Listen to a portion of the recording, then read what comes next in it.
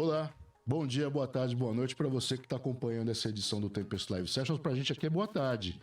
E essa aqui é a primeira edição do Tempest Live Sessions, que na verdade vai ser gravada, ela não é uma edição ao vivo. Mas apesar dela ser gravada, ela continua sendo bem live, tá? Ela continua trazendo os principais tópicos e pontos e assuntos da segurança da informação. Então, a gente começa dizendo que a long time ago, tá? A gente, lá por volta do começo do século XXI, as empresas estavam passando por um processo de integração de novas tecnologias dentro dos seus negócios, né? Uma primeira onda de digitalização de dados, vamos dizer assim. E nesse movimento, as empresas passaram a perceber que havia uma necessidade urgente de proteger esses dados para que eles não fossem roubados, não sumissem, saíssem andando por aí. Então, nesse processo é que surge a primeira onda de Data Loss Prevention, ou DLP, tá? Que é tanto uma disciplina quanto uma tecnologia propriamente dita. Tá? 2 décadas depois, essa tecnologia ela foi considerada de certa forma, eu tenho que tomar cuidado com essa palavra aqui também, mas de certa forma ela se tornou um pouquinho obsoleta. Por quê?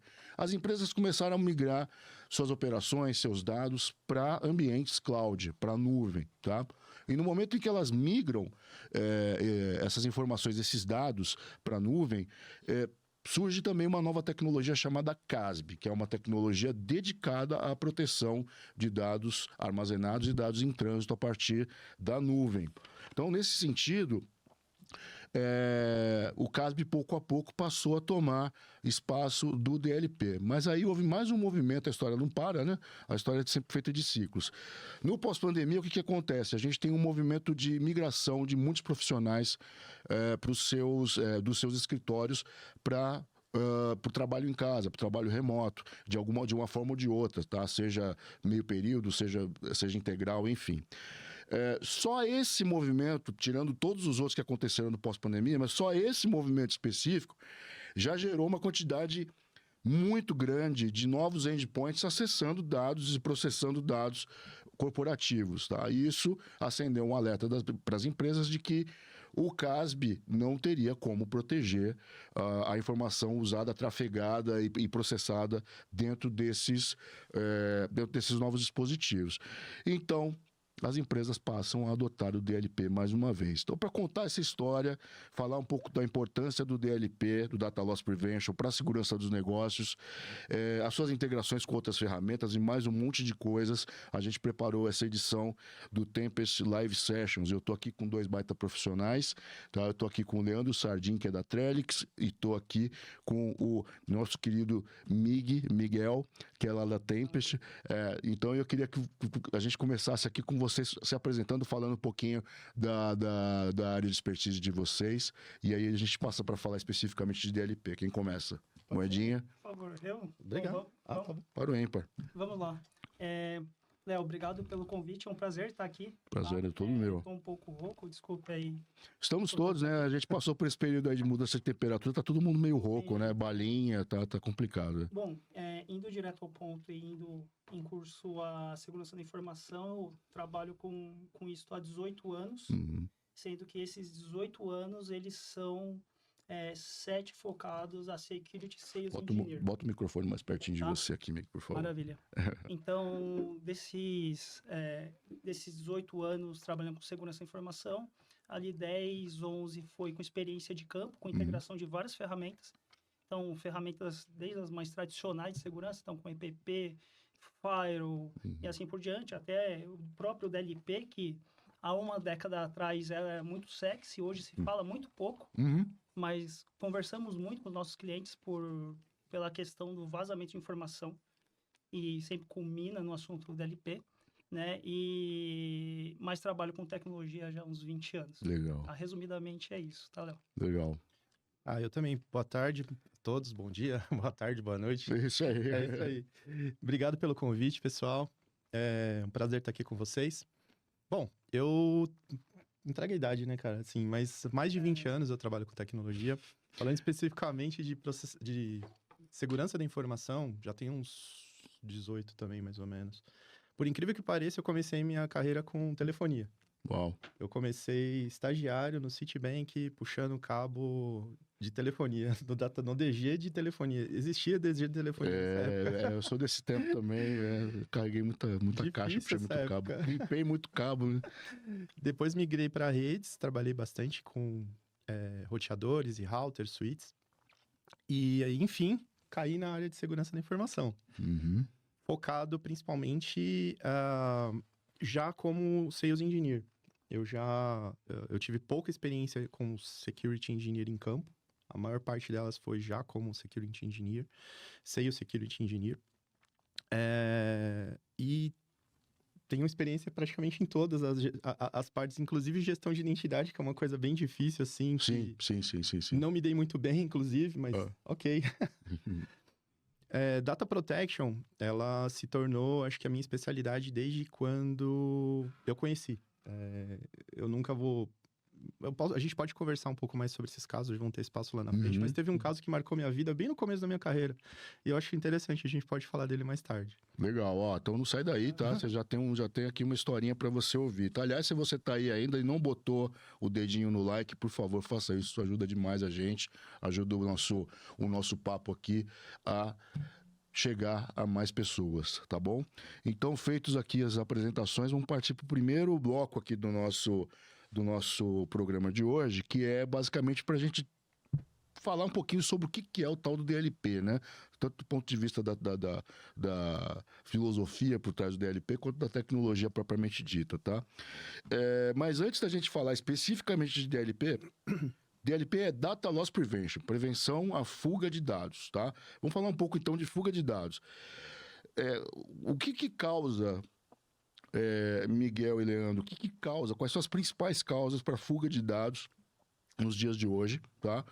E quais são as consequências de uma fuga de dados hoje, especialmente no período que a gente está vivendo de cada vez mais regulamentações, né? A gente tem leis como a LGPD, mas a gente tem regulamentações de mercado também que já surgiram e que vão surgir, né? Isso é uma tendência, né? Que os mercados se regulem cada vez mais para evitar a perda de dados, né? Então, fala um pouquinho sobre causas e consequências da fuga de dados hoje, por favor. Bom, existe uma estatística que a gente sempre divulga, que cerca de 65% dos vazamentos das fugas de informação, elas são vazamentos não intencionais. Uhum. Sejam elas por alguma brecha no processo, seja elas por alguma falha realmente no uso da informação, ou até por inconsequência do próprio colaborador ou do manipulador da informação, Uma vamos chamar parte assim. que tem um caráter educacional. Exato. Às vezes a informação ela acaba se esvaindo do ambiente, mas não por uma má fé na conduta do colaborador. Então, o Sargento trouxe um número aí, indicador bem interessante. 65% realmente é o colaborador que é bem intencionado, mas fala assim, puta, eu vou trabalhar de final de semana. Eu vou compartilhar essa informação porque talvez a ferramenta que minha companhia usa talvez não é tão performática ou talvez eu não sei utilizar. Então é mais fácil eu trocar a ferramenta, ele manda para casa dele, trabalha na ferramenta que ele tem praticidade. Manda pro WhatsApp, do WhatsApp ele sai distribuindo, né? Um caráter. E muitas vezes, Miguel, acho que nem é o caso só da facilidade. O colaborador ou manipulador da informação, ele não faz ideia do valor da informação que ele está manipulando e do que pode acontecer. Eu acho que aí entram as consequências, né? Bem colocado. Falando em valor, assim, existem disciplinas que elas são, de fato, orientadas a falar para a sua empresa quanto custa o valor de um vazamento. Certo. E vazamento não é sempre igual, depende da massa de dado, da expressão do dado, do grau de exposição. Isso. Né? Existe, inclusive... Tem um reporte, né? O DBIR, né? Isso. Tem disciplinas até para calcular. Né? Então, disciplina de Security Advisor que, de fato, usa ferramentas de consultoria para colocar lá, falar assim, olha, se esse seu dado vazar, o seu impacto financeiro mediante ao seu setor de atuação é este aqui. Né? Então, mas existe uma máxima expressão de um estudo que aconteceu recentemente, que é sobre 2023, Léo, que é um vazamento médio, ele tem o valor expressivo de 6,2 milhões de reais. 6,2 milhões de reais. Isso, exatamente. É um valor médio, assim, em cima de 2023, mas é uma ideia que uns pode ser muito mais altos, que são os que viram notícias. Sim. Exato. Mas em baixa quantidade Sardim bem falou de identidade. Uhum. Identidade é um dado que pode vazar. Sim, sim, Né? sim, sim. Então, esse caráter também acaba entrando nessa conta, né? Certo. Da expressão. Então, assim, Então ele tá falando que uma das consequências diretas aí da fuga de dados é imediatamente a financeira. Ah, Financeira. não sendo muito clichê e Uhum. não voltando a uma década atrás, Aham. mas eu acho que é sempre interessante de falar que o dado e a informação, que é uhum. o conjunto de dados estruturado, é o novo petróleo. Sim, sim, sim. Mas não é só o petróleo, não. Ele é melhor que o petróleo. Por quê? Porque o petróleo, você vai lá, faz gasolina, usa, ele acaba. O dado você usa, manipula, melhora ele É, e pode vender. É isso aí. perfeito. E vocês conseguem mapear outras consequências para além do financeiro, assim? Não, né? Olha, sempre acaba no financeiro, né? Porque também existe um estudo, assim, não tão preciso, a gente não tem tantas informações, mas eles dizem que grande parte das empresas menores, elas acabam encerrando as suas operações após um vazamento de informação. Sejam por consequências governamentais, alguma lei, alguma regra que esse vazamento ele infringe, ou seja, em perda de reputação, o próprio produto acaba sendo copiado e vazado e alguém consegue operacionalizar aquilo. Não teve um investimento que aquela empresa teve no desenvolvimento daquele produto, então consegue praticar margens mais baixas para comercializar e a empresa acaba realmente extinguindo. Perfeito. Então, assim, tudo acaba no financeiro. Infelizmente é isso. Certo. Você até me permite até virar um pouco a ótica, né, das consequências, porque a gente não olha na perspectiva da consequência boa. Consequência boa? Consequência boa. Porque, veja, uma empresa... Porque o vazamento da informação, ele é uma ação maliciosa que vem de um ator malicioso ou não, como já abordamos aqui. Mas, veja, uma empresa que ela se preocupa com a prevenção da fuga de informações com ferramentas de DLP. Se ela olha para ferramentas de classificação e tagging, e ela olha para a perspectiva do data protection, essa empresa se preocupa, quais são as consequências boas? Eu faço a reflexão. A primeira que eu vejo muito claramente, olhando da perspectiva de negócio, é a empresa que se preocupa com isso, ela vai estar preparada para auditorias internas ou externas não previstas, que é natural. Imagina uma empresa que ela tem uma auditoria por uma movimentação de mercado e, de repente, se ela está, quanto mais preparada, mais capaz ela é de responder à segurança e o valor dela, o market share dela, naturalmente, sobe. Um segundo muito claro que eu queria colocar aqui é a questão da luz da LGPD. Então, veja, a LGPD, ela regulamenta algumas questões até de sanção do vazamento de dados. Né? Mas, veja, imagine que um dado ele foi de fato vazado. Aconteceu um incidente e infelizmente, ele deixou as barreiras da companhia. Certo. Quando isso acontece, a Agência Nacional de Proteção de Dados pode investigar e pode aplicar, sim, sanções e multas. Existem alguns princípios que são princípios descritos na LGPD, que é da transparência e da boa-fé. Quando a NPD olhar e falar assim, opa, essa empresa ela se preocupa com prevenção à fuga da informação, captação e tagging de informação, ela se enquadra muito melhor na lei da boa-fé. E a própria empresa tem condições também de levantar a mão e falar, NPD, ó, sofri um vazamento aqui, Eu entendeu? estava preocupado, Então, não foi negligente. Exato, E o último que eu acho que é o mais, que toca também o negócio, mas de uma perspectiva mais humana de nós, como consumidores, é a confiança da marca. É o respeito com o seu dado, né? Então, assim, poxa, vazou informações de determinada empresa. Se você tem um cadastro lá para comprar alguma coisa, para consultar e para absorver aquele negócio, você vai ficar preocupado. Então, eu vejo esses três caráteres positivos na preocupação com a prevenção da informação. Interessante. E é legal que você falou que tem o quê? Uns 15 dias atrás surgiu uma notícia de um grande vazamento na Europa, uma empresa. E por um acaso eu sou cliente dessa empresa, que tem uma filial no Brasil. E foi uma semana depois do anúncio do vazamento, eu comecei a receber spam no meu WhatsApp toda hora, alguém tentando fazer alguma coisa. Essa madrugada mesmo, ligaram 2 vezes no meu celular com o número fora do país, tipo, X. Então, assim, é um desconforto pra gente como consumidor, né? Você avalia se vale a pena continuar sendo cliente desse... Então tá aí um ponto que também que eu chamo a atenção, que é a questão da reputação da empresa, né? Às vezes ela não tem um dano financeiro necessariamente, mas porque vazou e-mails de clientes. A garganta tá pegando, pessoal. Aqui o negócio tá sério, mas vamos lá. Eu tô segurando. É um impacto indireto, E até exatamente. derivando essa rede neural da nossa conversa, a gente olhando a perspectiva de clientes.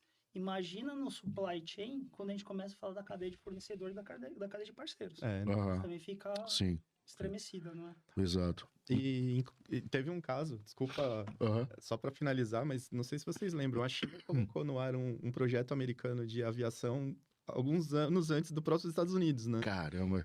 Então A assim, pergunta é como que esquece disso? Pois é, pois é. vamos lembrar disso. Incrível. Exatamente. Mas então vou mandar aqui, ó. Dentro desse contexto que a gente desenhou aqui, como é que funciona o conceito de DLP aplicado a esse contexto, tá? Como é que ele ajuda, né? Falando aqui um pouco de conceito, tá? Depois a gente fala da ferramenta. Perfeito. Bom, vou puxar aqui, tá, Serginho? Puxa aí. Bom, basicamente, o DLP, o Data Loss Prevention, ou a prevenção de fuga da informação, Uhum, é um controle de segurança da informação que tem basicamente 3 objetivos macros. Primeiro é monitorar dados. uhum, Segundo é prevenir o vazamento. uhum, E o terceiro é fazer a auditoria. Tá? uhum. É importante falar isso porque quando a gente fala de a prevenção da fuga de informação, todo mundo pensa lá no NIST, do DETECT, do RESPONSE, lá a gente pensa sempre no block. Aham, Mas não. A gente acho que vai comentar ao longo aqui do bate-papo, mas é muito importante você monitorar primeiro claro. suas informações, entender o trânsito para fazer em momento oportuno, com a saúde adequada das políticas de maturidade, já tudo conectado ao negócio, ou seja, informações pessoais que ferem a LGPD, mas momento oportuno fazer o bloqueio. Então, o DLP ele tem basicamente essa missão de monitorar o trânsito e as informações sensíveis relevantes ao negócio, prevenir a fuga e fazer a auditoria desse trânsito de informações. Eu acho que só uma coisa que eu acrescentaria no que você falou é o que vem antes até, da classificação.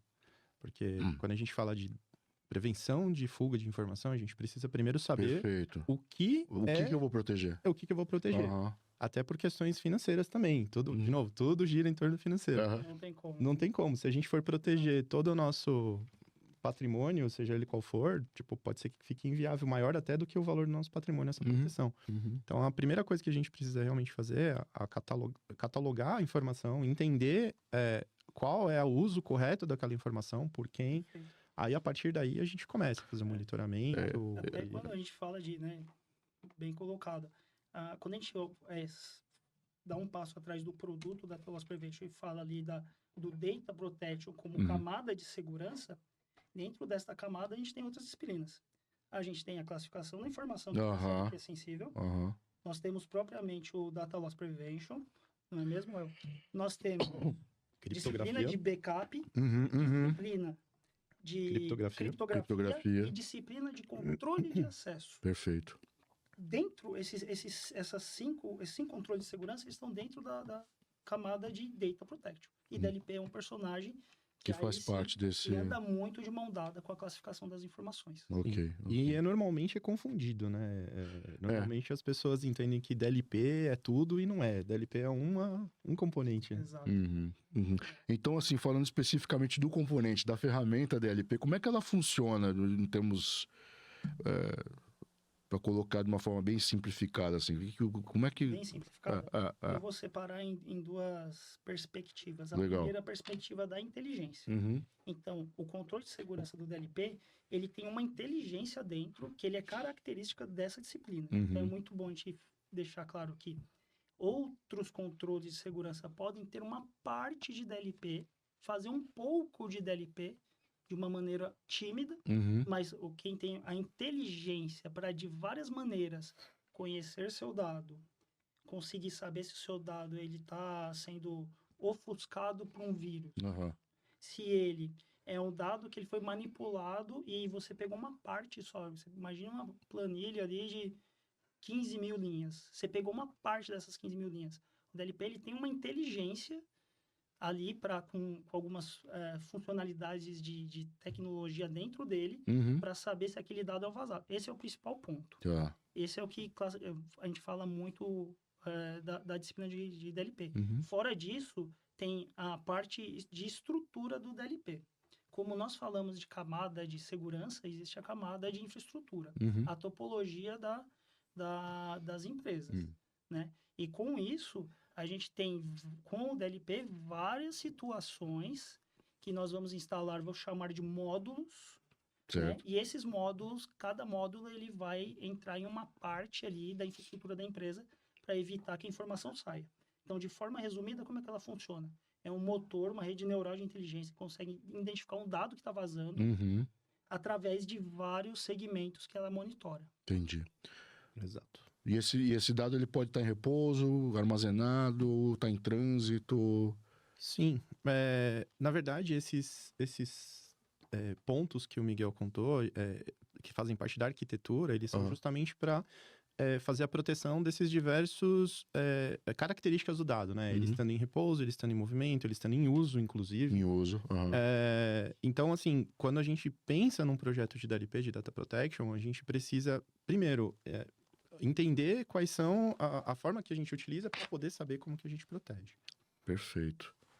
Perfeito. Mas, voltando um pouquinho a um assunto que a gente estava falando antes, DLP sozinho não faz verão. Não. Né? Que outras ações que vocês diriam que são vitais assim, para você evitar uma fuga de dados, além de você ter essa política de DLP, uma ferramenta de DLP bem azeitada? O que mais que vocês diriam que são ações importantes aí? O que eu costumo falar com os clientes que nos procuram é que antes da gente pensar no eu quero comprar um DLP, Uhum. a primeira coisa é a classificação que a gente já conversou aqui. Uma vez que eu entendi, classifiquei as informações, eu tenho que descobrir onde elas estão. Então, a gente vai lá e faz um discover. Eu descobri. Depois que eu descobri, a gente precisa identificar quem são as pessoas que usam esses dados e como elas usam. Ou seja, é um mapeamento de processo. A partir do momento que eu mapeei o processo, eu consigo validar quais seriam o que a gente chama de vetor de vazamento. Tá. Então, por exemplo, a informação está aqui nesse papel. Qual o uso dele? O uso dele é para nós aqui. Eu não posso vazar para nenhuma outra pessoa. Uhum.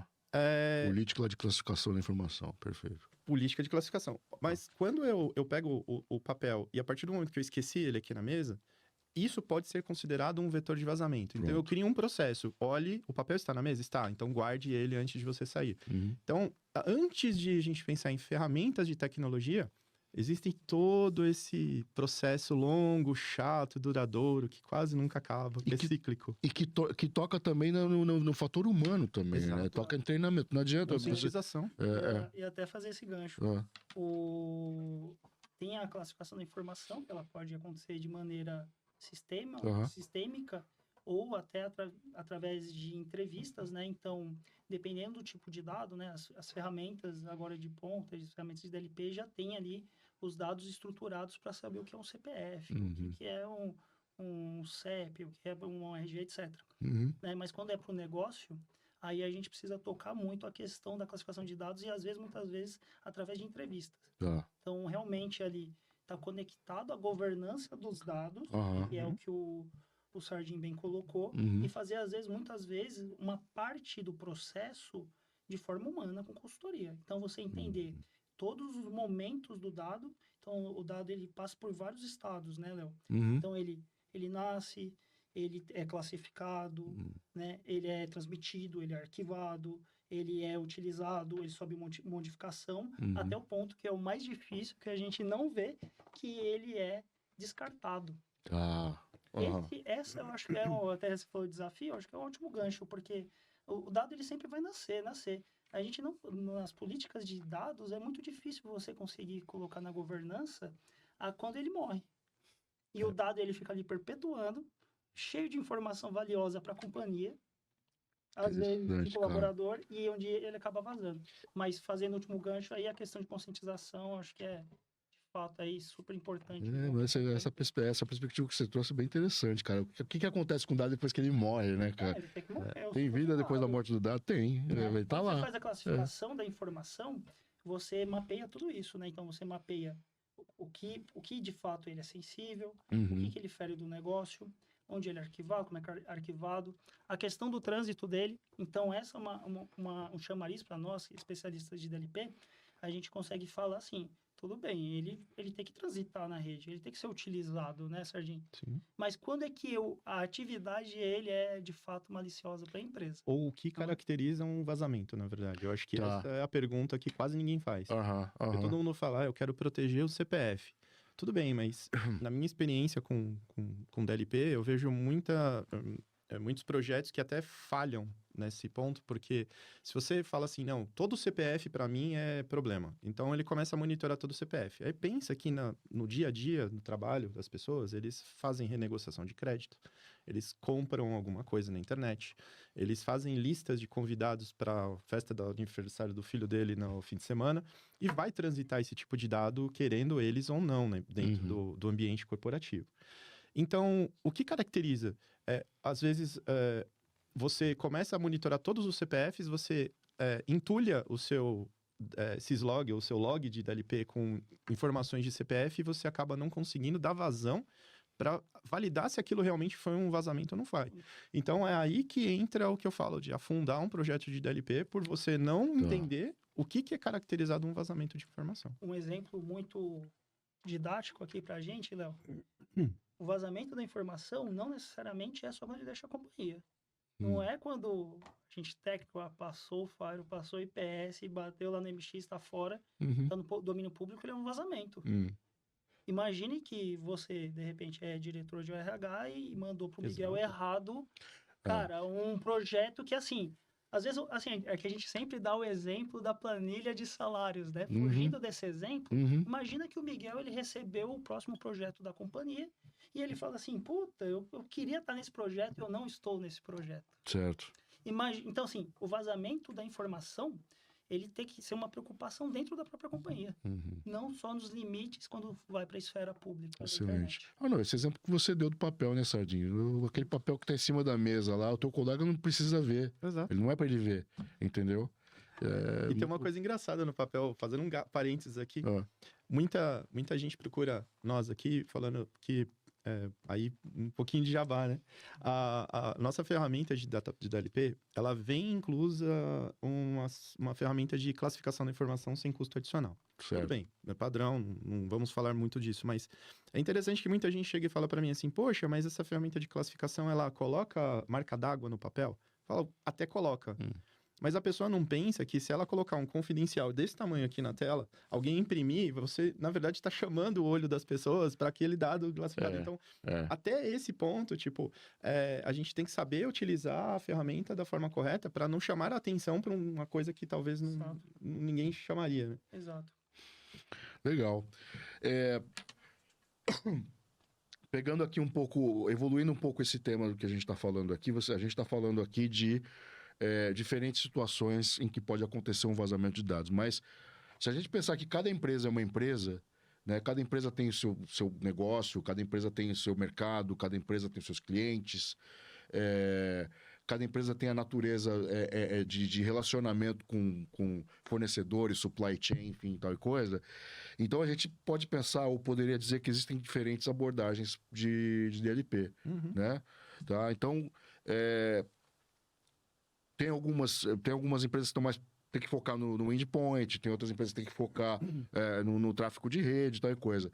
E isso não é novo, né? Isso é uma coisa que sempre foi assim, né? Continua assim? Sim. Eu vou até lembrar uma historinha que é aquela que eu comentei no começo aqui. Foi meu primeiro contato com Data Protection. Um cliente desesperado, era uma universidade. Acho que eu nunca mais ouvi falar deles, e não tem nada a ver com isso também, mas... Tá. Eles tinham um processo de bolsa de estudo para os alunos, onde eles faziam uma planilha de cálculo, eles sabiam todos os custos, todas as margens, e ali eles conseguiam saber até onde eles conseguiam dar desconto para aquele aluno, né? E era sempre uma mesma pessoa que fazia esse trabalho, era uma moça na secretaria. Certa vez, ela acabou ficando grávida, nasceu o bebê e ela ficou com licença maternidade e outra pessoa assumiu o posto. Essa pessoa, ela não tomou cuidado na hora de passar as informações de desconto pro aluno que estava pleiteando o desconto, e ela acabou esquecendo de apagar a abinha que tinha a planilha de cálculo no fundo. Aquele aluno, na época, não tinha Facebook, não tinha... Era MSN, qual era o outro? O ICQ. ICQ, Era o ICQ.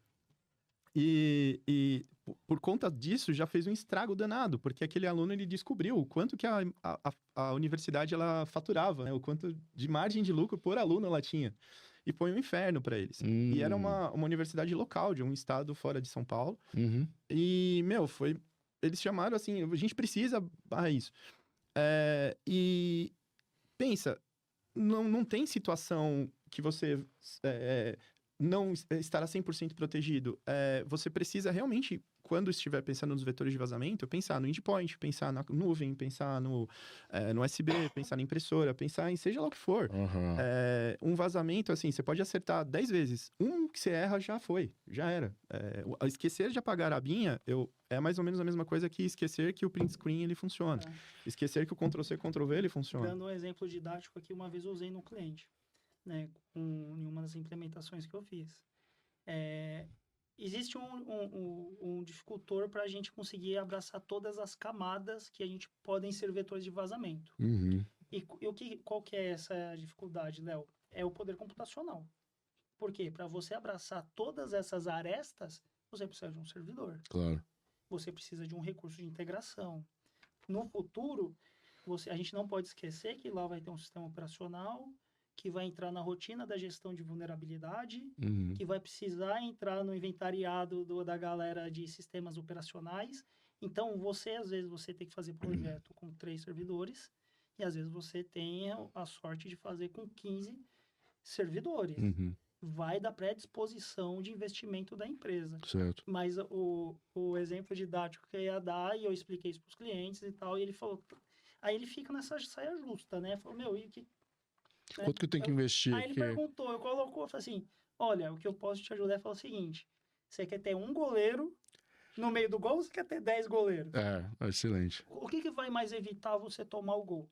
São 10 goleiros. São 10 goleiros, claro. Né? Então, assim, todos esses vetores que existem, que eu comentei lá atrás na questão dos módulos, que tem de rede, de web, de e-mail, de endpoint, de nuvem, que é muito forte. E se fala muito, ainda existe um cenário muito forte de DLP orientado à nuvem, falando de nuvem, né? Eles são todos práticos. É a segurança em camada. Até quando a gente olha... Desculpe me estender, Leandro. Não, claro, não. Mas quando a gente olha para a disciplina de segurança de camadas, e eu comentei lá atrás o que está dentro da camada de Data Protection, o DLP, se não me falha a memória, são 4... São 4 camadas que ele faz parte. Tá. Ele faz parte na camada de Data Protection, ele faz na camada de Endpoint, ele faz na camada de Networking, e ele faz parte na camada de Perímetro. Incrível. E isso estamos aqui falando de um framework, de NIST, de coisas que é conceito de segurança da informação. Perfeito. Então, qual que é a importância? A importância é a gente sempre conseguir abraçar o máximo possível. Claro. O céu é o limite, tendo bons fornecedores de segurança. Segurança nunca é demais, né? Aquela história... E também tem que ter a conscientização de que não é porque você colocou 10 goleiros que a bola não vai entrar. Claro. Sempre vai ter um cantinho ali, né? Aquele, Se o goleiro tá bem treinado, o goleiro tá mal treinado, né? Mas é que o que eu quis dizer é que a fuga de dados, de informação, ela também não depende só da tecnologia, né? Então, certo. O que eu tô querendo dizer é tirar um pouco do ônus de quando um dado é vazado, os caras apontam o dedo na sua cara e falam, tá vendo? Você veio aqui, fez o projeto pra mim e vazou meu dado. Peraí, calma lá. A propriedade intelectual ela pode estar armazenada no seu cérebro, isso daí você não tem controle. Você pode anotar num papel, você pode tirar uma foto com o celular. A gente esbarrou na questão de qual é os desafios, as dificuldades da ferramenta de DLP, né? Eu acho que a primeira é não ter, claro, um patrocinador do DLP. Exato. Tá. Né? Porque o que acontece? Um cara que assuma a bandeirinha do DLP conheça, lá na empresa. Não é só assumir. Eu acho que ele que conheça. Eu acho que esse é o maior problema, é conhecer. Vou até agora fazer um bate-bola com outro controle de segurança, que é o CIEM. Pronto, a gente ia entrar nesse assunto aí. Mas um bate-bola assim, de funcionamento de um e do outro. O CIEM tem um cara que ele é super especialista em conhecer como criar regra, como a solução funciona e como eu deixo ela mais inteligente.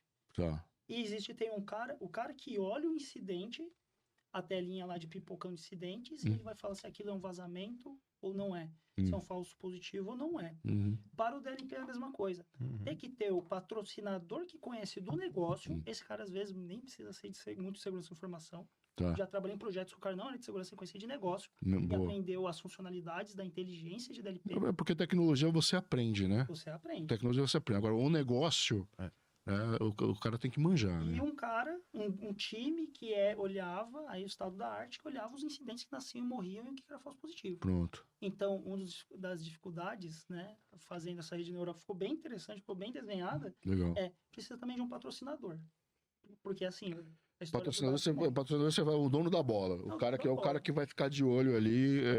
vai evoluir a tecnologia, Aham. vai evoluir a política Certo. e vai, de fato, acompanhar com a galera se está detectando o que deveria detectar. No Brasil, em tese, esse patrocinador devia ser o DPO. Faz sentido. Faz sentido. Em tese, hoje, o patrocinador tinha que ser o DPO. Só que eu acho que ainda as empresas não entenderam o papel do DPO. A gente vê DPOs mesmo, que realmente eles chamam aquilo, ou a gente vê também, às vezes, é o diretor de marketing que tá com uma banda lá meio livre, e aí coloca o cara, não, agora você é o DPO, parabéns, você também diretor de marketing de DPO. Parabéns, você é DPO. Beleza, eu sou DPO, beleza, e vida que segue. É que eu faço, né? Ih, eu tô... Lê isso aqui, ó. Lê isso aqui, ó. Então, assim, a gente também precisa, por isso que eu falo muito em conhecimento, né?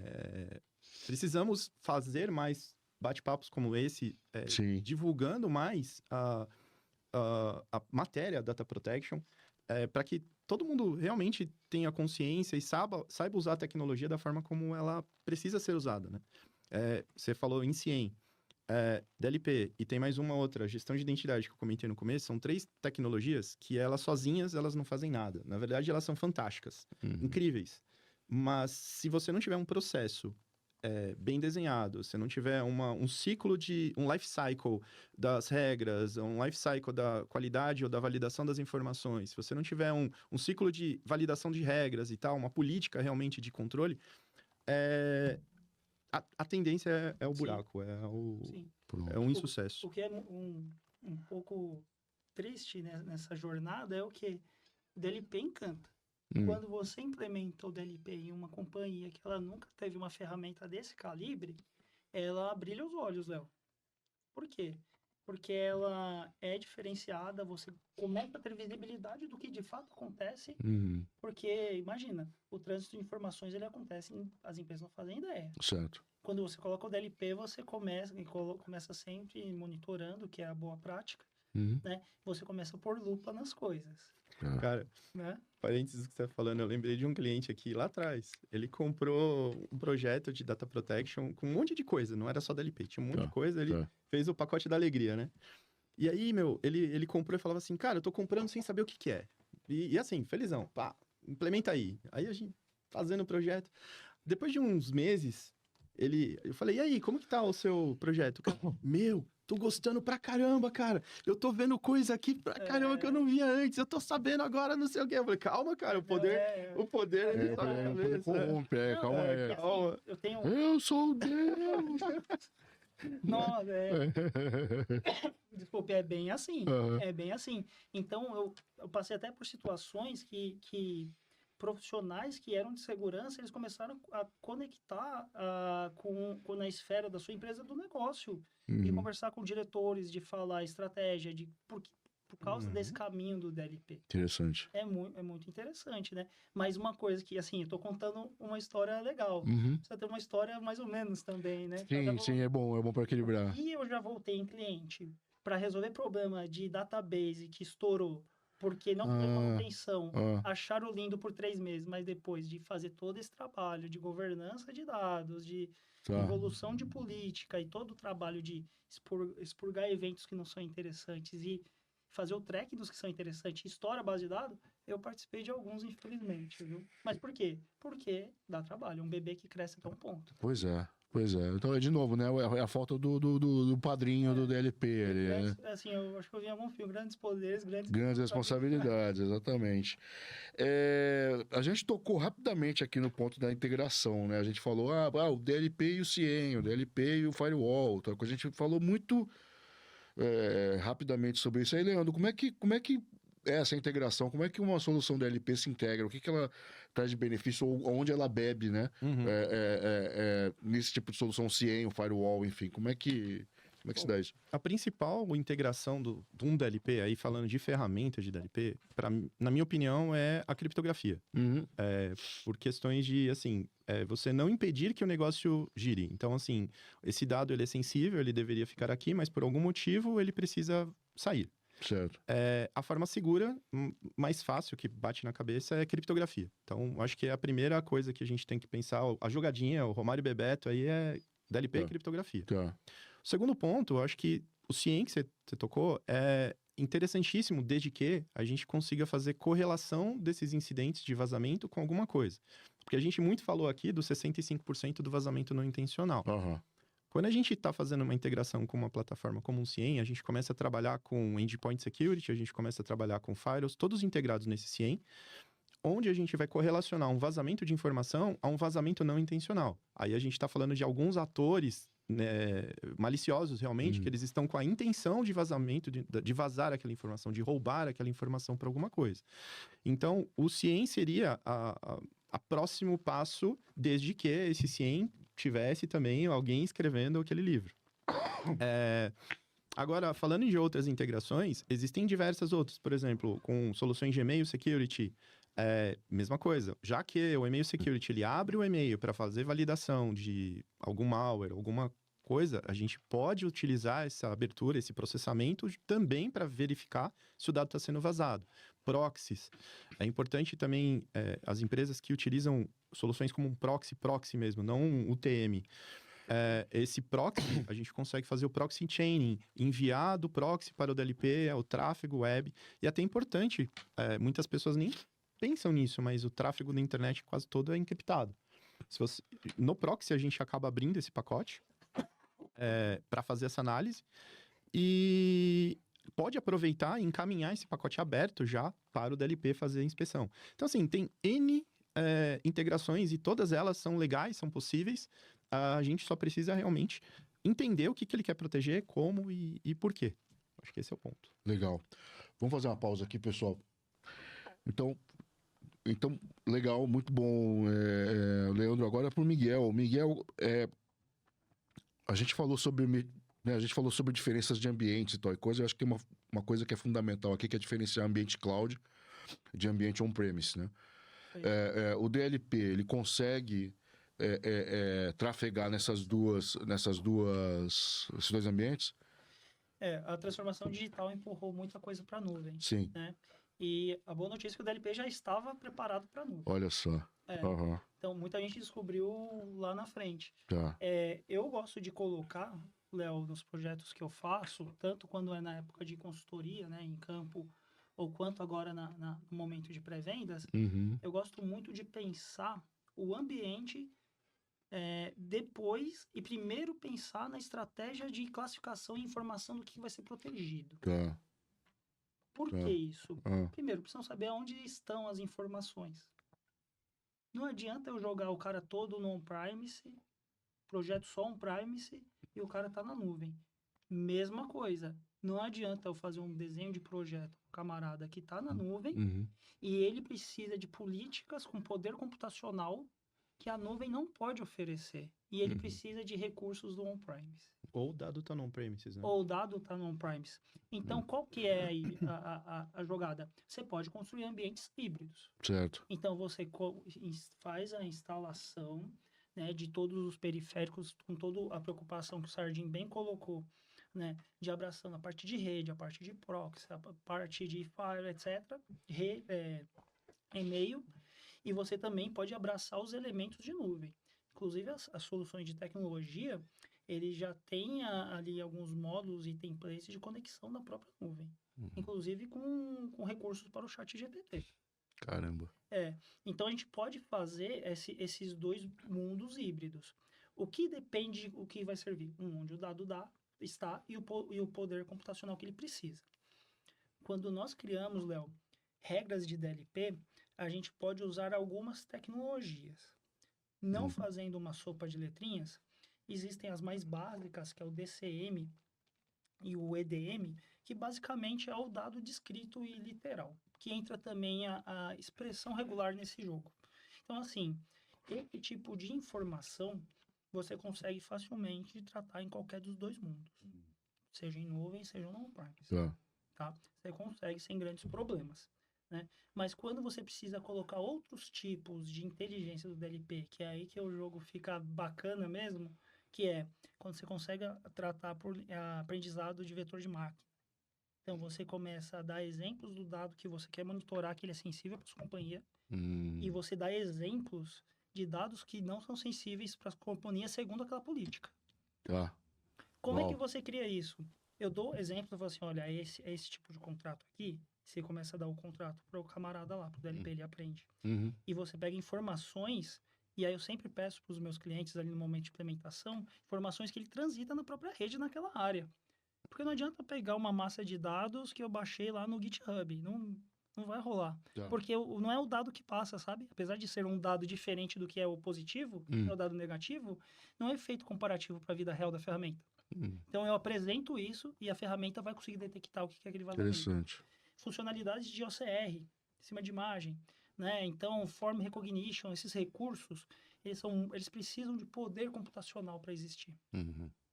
Então, você precisa fazer o jogo e ter também um pouco no chão, aparando as arestas que nós falamos, né? Isso é uma necessidade. Houve projetos que os clientes falaram, eu queria importar minha base de dados de 3 teras aqui para dentro do DLP, porque eu não tenho recurso. Por limites computacionais. Você consegue fazer isso no chão e tratar a política no chão, falo na questão do on-premise, na topologia tradicional, e não 100% em nuvem. Você consegue fazer uma parte no on-premise e recursos com inteligência de DLP do especialista que está implementando ou operando para fazer essas detecções. Com isso, aí eu volto no assunto lá central, Léo, que depende da necessidade do negócio do cara. Então, Claro. os sabores existem para ele fazer o fruto disso. Então, Entendi. tem topologia no chão, topologia em nuvem e topologia híbrida, tá? Tem todos esses mundos. Eu acho que o único mundo que a gente nem discute, na minha opinião, não se deve discutir é realmente o endpoint, cara. Tipo, é uma coisa que não dá para abrir mão por N questões. Tipo, não esteja o dado na nuvem, esteja o dado no on-premise, sempre vai estar no HD da pessoa. Cara, é a margem do teu perímetro ali, né? Uma anedota, né, Léo? E Sardinho, falando do goleiro, que é os recursos, a gente pode até dizer que o camisa 10 é o endpoint. É o endpoint. É o endpoint. E aí é que entra muito a complexidade de ter parceiros bons de segurança da informação para fazer ali realmente o tuning preciso. Por quê? Porque ali também é um lugar que existe um poder computacional resumido. As regras precisam ter uma inteligência para fazer a detecção e precisam ser bem escritas para fazer naquele poder computacional resumido do endpoint, que é o HD. Interessante. Né? E dados, massa de dados, imagina, massa de dados, index, a ferramenta vai ter inteligência de pegar em outros vetores. Você vai analisar, vou dar um exemplo. Essa semana a gente fez um dimensionamento para um cliente que pediu 15 milhões de linhas de dados não estruturados para serem distribuídos para proteger contra um vazamento de informação. Cara, 15 milhões de linhas... É um pouquinho, né? Nossa senhora. Cara, eu não sei nem o que é 1 milhão de linhas. Já 15 milhões de linhas. Agora, pensa... É até legal você estar falando muito com poder computacional. Eu acho que tudo envolve... já pulando um pouco para a prática, né? Tudo envolve isso, né? Na hora de você conceber, é legal, faz tudo, cara. Eu posso fazer um teste aqui, vai passar 15 milhões de linhas, vai dar certo, vai bloquear, vai identificar. Mas no dia a dia, imagina, ele abre 5 abas do navegador, 5 abas vezes 15 milhões de linhas sendo analisadas ao mesmo tempo. Cara, inviável, meu. Você acaba com um projeto de DLP, assim, por isso que a galera xinga o DLP, né? Pô, o DLP tá travando minha máquina, DLP não sei o quê. Sempre vai ser feito. A ideia sempre é um pouco uma máxima muito forte. Muito dá para ser feito porque as tecnologias DLP estão na vanguarda e tem inteligência para você criar. Você precisa realmente ter tuning e experiência para criar as regras. Isso aí. Pronto. Legal. Então, estamos chegando no final, tá, gente? Estamos aqui encerrando o papo, você vê, foi rápido. né? Muito rápido. Não, a gente já tá aqui já há quase 1 hora já. Sério? E acho que a gente podia entrar, essa parte que todo mundo gosta de ouvir, que são as historinhas, né? São os casos e tal e coisa. Vocês já entregaram alguns aqui, mas se vocês quiserem lembrar de mais algum aí, esse é o momento. Olha, é assim, eu vou contar primeiro um de sucesso, né? Sempre tem Claro, um de sucesso claro. e aquele que... E aquele que você prefere esquecer. Não, assim, quando eu falo de não sucesso, eu até vou começar por ele, porque o pessoal deve ter ficado mais curioso. Ah. Em provas de conceito. Hum, Então, eu já participei de muitas provas de conceito, né, como engenheiro de vendas, que você mostra o valor da ferramenta, você pega um vazamento e a empresa às vezes não, assim, claro, existe a estratégia de definição de investimentos da empresa, a gente compreende isso, a gente sabe, mas quando você consegue demonstrar o valor da ferramenta, isso já aconteceu, de pegar um vazamento e falar assim, cara, se isso vaza mesmo, porque a gente criou regras de monitorar e falou assim, olha, fala uma que, assim, não acontece sempre e se acontecer a gente pode bloquear. Acabou pegando. E aí a gente acabou não fechando, o projeto não foi fechado nesse momento. Ele foi fechado no futuro, quando aconteceu o incidente. E aí é toque de caixa. Quando acontece incidente, assim, primeiro corre e depois pensa. Exatamente. E um de sucesso, aí eu passo... Não, eu ia até falar, não, antes de você passar por causa de sucesso, deixa eu falar um caso de prova de conceito também, eu acho que é legal. Esses pré-vendas, prova de conceito é uma praga, cara.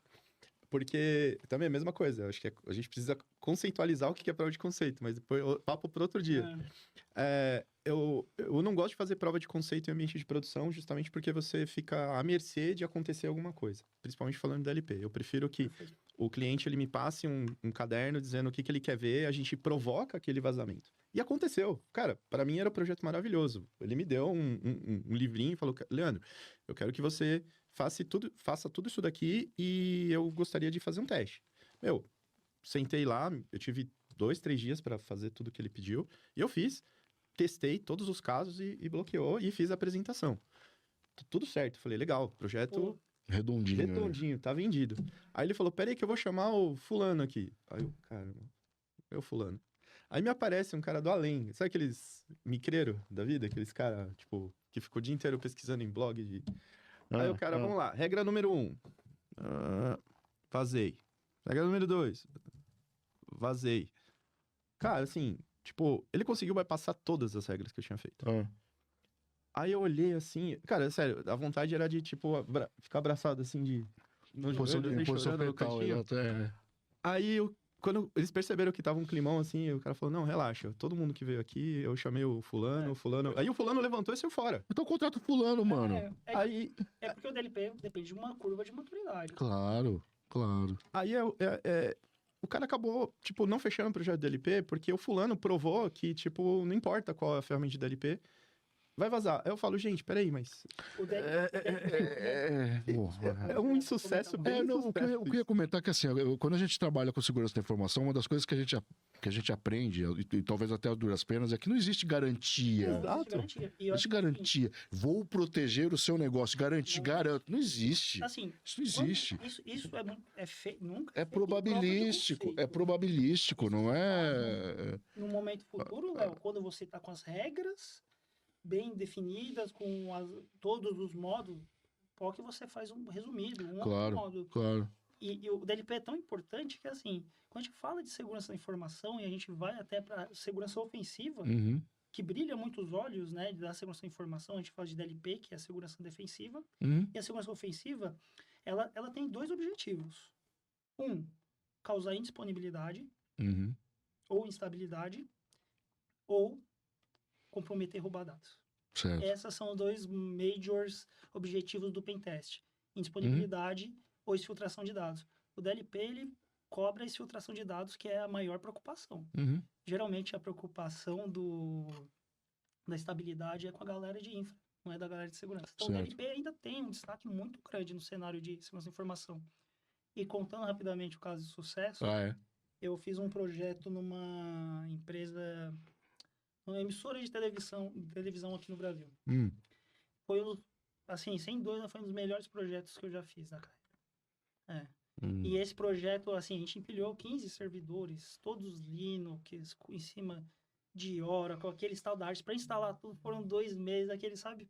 Foi bem legal. Logo no começo, uma das regras que a gente faz, que é o Quick Win para DLP, é na parte de olhar os módulos, de você olhar o seu storage. Falar assim, olha, tem esse storage aqui que é aberto, compartilhado, com pastas, permissionamento mais ou menos ajustado, escaneia aqui dentro. Deixei rodando ali do final de semana, na sexta até o segunda. Cheguei, já tinha dado a distribuição de acesso para os colaboradores da empresa, né? Tinha um parceiro lá que ele foi muito patrocinador do projeto. O cara já estava assim na console, vamos ver. Aí pegamos lá e tinha um incidente que é muito básico, se você olhar à primeira vista, que é de cartão de crédito, Uau. mas com o CVV Ui. dentro do Word, Ah. num permissionamento parcialmente ajustado, então tinha um controle de acesso mais ou menos feito, de uns acionistas. E a secretária que falou assim, eu não vou memorizar, porque eu atendo 10 acionistas. Então ela falou, esse daqui tá aqui, ó. Pegou assim, foi o primeiro scan que eu fiz com uma semana de projeto. Me lembro até hoje, é uma vitória particular aí profissional. Ele falou, olha, cara, esse projeto tá pago. Ele se pagou nem... Sim, com certeza. Então é uma história bacana também aí, que a ferramenta é muito boa. Eu tenho um caso parecido com o seu, só que é engraçado. É que vai de cada cliente, né? POC também. Esse cliente, ele não me deu o livrinho, mas eu falei, eu posso usar o meu livrinho? Ele pode. Aí eu fui usar meu livrinho. Só que aí eu acabei instalando no ambiente de produção. Eu fiz um deployment do DLP no ambiente de produção e tudo bem. E deixei analisando de sexta-feira para segunda-feira. Só, eram 3 dias, que era menos movimento, a chance de dar ruim era menor. E acabei pegando um monte de incidente genérico. Eu não criei muitas regras, eu fui meio no chute. E eu precisava fazer a apresentação desses resultados alguns dias depois e fui fazer uma análise. Então, não dava para analisar tudo. Deu mais de 1 milhão de incidentes. Eu fiz regras genéricas. Foi muita coisa. Eram mais de 20 mil usuários, assim, que eu mandei da LP para todo mundo. E na hora, eu peguei 3 coisas diferentes que eu fui procurando. Uma, eu achei colaboradores mandando currículo do e-mail corporativo para o concorrente. Aí eu achei que isso seria interessante, um caso de RH.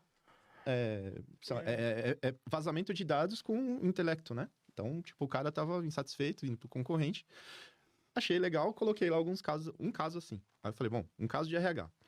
Vou fazer um outro caso de cartão de crédito. Cara, achei uma planilha de cartão de crédito com mais de 500 cartões, com CVV, com nome, CPF, tudo indo para um Gmail. Nossa. Não, absurdo. Para mim, esse daí eu falei, esse é um matador, né? Pá, vou ser o último, vou deixar aqui pro fim. Peguei. E o terceiro caso que eu achei interessante, esse não tem nada a ver, talvez, eu acho que qualquer pessoa olharia e não acharia nada demais. Eu achei um grande volume de dados sendo copiados, não dados, nada a ver, assim, de dados sendo copiados de um storage share de rede para um HD externo. Mas era muito dado, era tipo, sei lá, 2 GB, assim, de informação de uma vez só. Eu achei esquisito, numa sexta-feira. E coloquei, falei, isso aqui não nada a ver, mas eu queria linkar com a criptografia, né? Eu falei, bom, nada contra a pessoa copiar esses dados para levar para trabalhar em casa, mas criptografa, né? Beleza, fui apresentar o primeiro caso, que foi o caso lá do RH. Aí o pessoal olhando lá, tá, vai, próximo. Foi assim. Aí eu falei, caramba, né? Não chamou atenção, vou inverter. Tinha que ser um CFO, de repente, né? Não, o cara falou, não, beleza, isso acontece direto, relaxa, a gente também pega do concorrente, não, boa, tranquilo. Ok. Vida que segue, ok. Aí eu resolvi na hora improvisar e inverter. Falei, cara, já que não deu muito punch na hora, eu vou impactar aqui, depois eu chamo a atenção de todo mundo e vai. Aí eu chamei o do cartão de crédito, na sequência. Os caras olharam e falaram assim, tipo, se assustaram, óbvio. Não vou falar pra você, mas assim, também falou, legal, vamos identificar quem é e tal, vamos cercar, vamos pegaram detalhes e foram atrás do que tinha acontecido. Só que o terceiro caso, que pra mim que não tinha nada a ver, que era o da criptografia, eu tava falando com o CIO da empresa. Ele olhou, ele falou, cara, volta aí. O que é isso? peraí, que informação é essa? Ele começou a ver o nome dos arquivos. Ele viu quem era. Ele viu de onde o cara estava copiando. Ele pegou o telefone na hora, na sala de reunião. Fulano, desce aqui. Desceu. Diretor jurídico. O cara olhou, falou, meu Deus. Fulano, desce aqui. Eu só sei que em cerca de 15 minutos o board inteiro da empresa estava na mesa, na sala de reunião. Caramba, Sala de guerra. Virou uma sala de guerra, cara. que história. Você não sai daqui. Mano, foi isso mesmo. Cara, me explica melhor. Abre a ferramenta aí. Cara, quero ver. E o que esse cara tá fazendo? E, velho, começou. Aí eu fui descobrir que, na verdade, aquilo lá era um gerente jurídico. Ele estava copiando informações de processos jurídicos de uma outra região que ele não cuidava, que essa empresa era uma multiestadual, vamos dizer assim. Então, eles tinham várias regionais, então ele está copiando informações de processos de outra região para lá. E aí eles descobriram, na verdade, quem era que estava vazando vulnerabilidades jurídicas para aqueles advogados de porta de empresa processar eles. Caramba, E meu. existia, sim, essas vulnerabilidades jurídicas, estava dentro do risco da empresa. Eles assumiam aquelas vulnerabilidades jurídicas, mas eles estavam começando a gerar prejuízo, Já eram eles não sabiam de onde... calculadas, mas- Eram calculados, mas mas estava não- desbalanceando. E os caras começaram a descobrir de onde que estava sendo o vazamento. E- Então, do nada, assim, o board da empresa inteiro apareceu lá, porque eles estavam tomando muito processo e estavam perdendo todos. E eles não estavam entendendo o que estava acontecendo. Foi ali, foi sem querer, cara. Então foi Me um caso... remeteu a um caso que eu fiz também, cara. Que era o quê? Era uma construtora. Falou assim, ó, pelo amor de Deus, ajuda a gente. Aí a gente ajudou eles. A gente a gente fecha o apartamento com eles.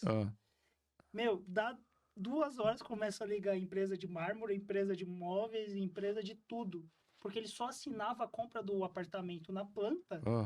E aí vazava a informação dos dados. Quem comprou, quanto pagou, qual é o poder aquisitivo, quanto ganha. E já vazava para um supply chain obscuro. Olha só. E aí a galera falou assim, tá pegando mal pra minha empresa, porque Claro. eu tenho um apartamento na planta. Claro. E aí o cara começa a receber ligação. Não, vocês estão fazendo venda casada, né? Que isso, né? Nossa senhora. Então, os caras, Cara, olha aí, ó. Vocês estão vendo a importância de você ter uma política de segurança abrangente, né? Porque a gente já falou aqui, não é só DLP, não é só CIEM, não é só firewall. É treinamento, é conscientização, é classificação de dados, no começo de tudo. Saber quais são as joias da coroa, saber o que você tem que proteger, saber onde trafega, quem mexe, quem não pode, enfim. Então, chegamos ao final desse episódio aqui. Deixo aberto para vocês fazerem essas considerações finais aí, seus últimos... Bom, eu quero agradecer mais uma vez aí o tempo. Acho que para tempo passou a gente podia fazer um desses de 5 horas, né? Brincadeira. Ninguém vai ter paciência para ouvir a gente. Já pensou? os ouvir... dois juntos, 5 horas, Não dá. salubridade aí. Mas foi muito legal o papo. Léo, Mig, foi da hora. Por favor, vamos manter mais esse tipo de papo. E a gente também vai estar lá no stand da Tempest, lá na Febraban, né, Mig? Exatamente. Eu vou estar falando um pouquinho mais sobre casos de uso de data protection, especificamente falando em mercado financeiro. Então, se você que está ouvindo tem esse interesse, passa lá e a gente vai bater um papo sobre isso. Estou preparando bastante coisa legal, bastante conteúdo bom. E vai ser um prazer receber todos vocês e, mais uma vez, agradeço aí. Bom, igualmente, Léo, eu agradeço o convite, né? Estendendo o convite, a gente vai estar lá na Febraban, no stand da Tempest, né? Eu vou falar um pouquinho de centro de defesas, né? Vai ser um prazer falar que esse é meu outro amor fora da LP, Legal, meu outro amor, legal. né? Então, todos convidados. E, Léo, obrigado pelo convite, foi um prazer estar aqui. Eu agradeço demais vocês pelo tempo, agradeço a Trellix, né, por ter sido nossa parceira, por ter cedido aqui o Leandro para bater esse papo com a gente. Agradeço aqui demais ao Miguel também pelo seu tempo, pela sua disponibilidade de sempre, valeu. E agradeço a você também que passou aqui assistindo o nosso episódio até o final. Como vocês sabem, isso aqui está sendo gravado, então infelizmente a gente não vai ter pergunta, mas se você quiser deixar uma dúvida, deixar alguma pergunta aqui nos comentários, a gente faz questão de encaminhar aqui para o Leandro e para o Miguel, tá? E eventualmente eles fazem contato com vocês, tá bom? Muito obrigado e até o próximo Tempest Live Sessions. Um abraço.